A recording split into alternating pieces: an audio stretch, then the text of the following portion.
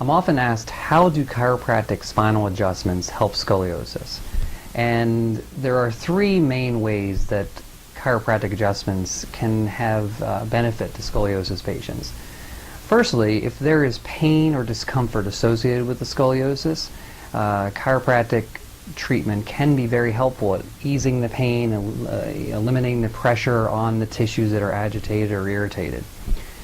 Secondly, chiropractic adjustments can be helpful in improving mobility into the segments of the curve that are being compressed or jammed together. So by restoring mobility, improving motion, patients can move better, their range of motion can improve, and they can feel a lot better with scoliosis.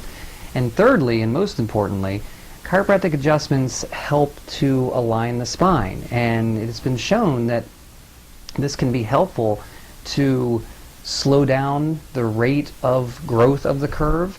It can, in many times, stop the progression of the curve itself.